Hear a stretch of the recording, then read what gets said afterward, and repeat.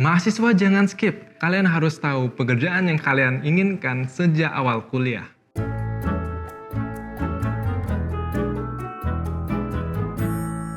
Oke, cerita sedikit, aku dan teman-temanku kayaknya banyak yang masih belum tahu kalau misalkan lulus mau bekerja sebagai apa, karena ya masih mahasiswa baru kan, masih belum explore sana sini.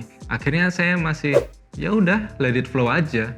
Tetapi di samping itu saya memiliki cita-cita untuk menjadi seorang sutradara film layar lebar dan itu sangat tidak realistis. Akhirnya ya saya tidak mungkin kan lulus tiba-tiba sudah jadi sutradara film layar lebar. Pada akhirnya karena tidak melakukan ini, aku akhirnya nyesel. Jadi aku akan berbagi kepada teman-teman agar tidak mengalami apa yang saya dan teman-teman saya rasakan. Oke, jadi yang pertama yang harus kalian lakukan, kalian harus tahu jurusan saya ini nanti kalau lulus bisa jadi apa sih? Kalau misalkan kalian belum tahu, kalian bisa tanya ke dosen wali kalian. Ini adalah privilege sebagai seorang mahasiswa, kalian memiliki dosen wali. Kalau misalkan kalian sudah tahu, kalian harus mencari lowongan pekerjaan di pekerjaan itu. Loh, Kak, aku kan masih mahasiswa baru, kan aku masih semester 3, jauh untuk waktu lulus. Nah, menurut saya ini adalah konsep berpikir yang kurang baik. Kalian harus memiliki planning ke depan jauh-jauh hari sebelum kalian lulus nanti. Dengan begitu kalian memiliki waktu yang panjang untuk mempersiapkan kehidupan nanti kalau sudah lulus. Karena aku yakin banyak lulusan sarjana yang susah mendapatkan pekerjaan karena mereka tidak sesuai dengan kompetensi dengan yang dibutuhkan oleh industri atau perusahaan.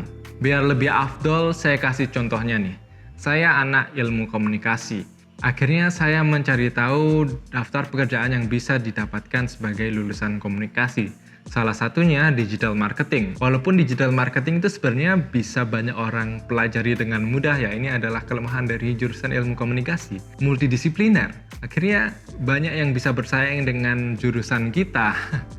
So ya, kembali lagi ke topik. Oke, jadi setelah saya mencari berbagai lowongan digital marketing di berbagai platform, dan saya buat sebuah kesimpulan tentang deskripsi pekerjaan dari berbagai lowongan ini. Oh, ternyata ini loh poin-poin yang saya butuh untuk pelajari selama waktu kuliah.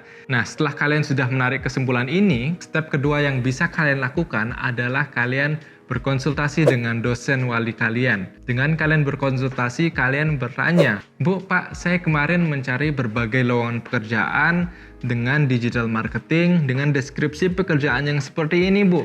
Nah, kira-kira deskripsi pekerjaan ini, Bu, bisa saya pelajari dalam mata kuliah yang apa, Bu? Nah, di situ kalian bisa tahu mata kuliah mana yang akan kalian harus pilih dan kalian harus pelajari lebih dalam. Nah, dari sini setidaknya kalian sudah memiliki head start dibandingkan teman-teman kalian yang masih asik nongkrong di kafe dan main-main game aja. Setidaknya kalian sudah memiliki ilmu, kompetensi, skill yang dibutuhkan oleh industri dan perusahaan.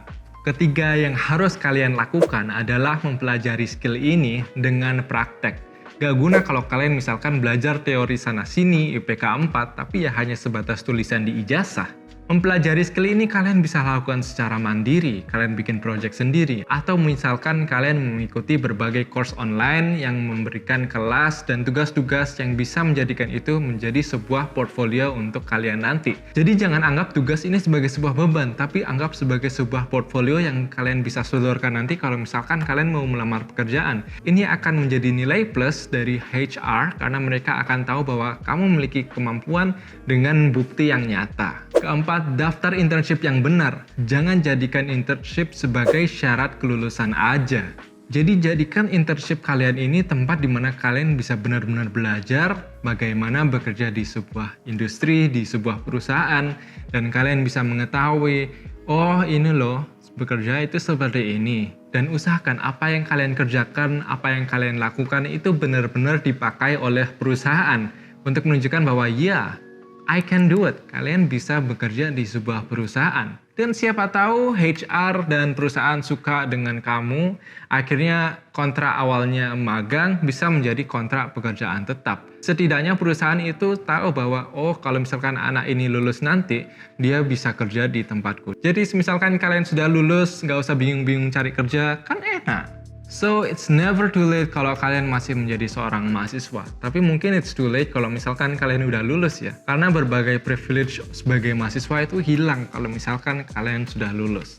Dan saya harap teman-teman nggak merasakan apa yang saya dan berbagai teman-teman saya yang sudah lulus ini rasakan.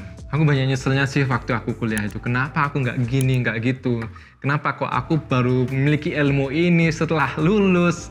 Damn! Oke, mungkin itu saja yang bisa saya share kepada teman-teman.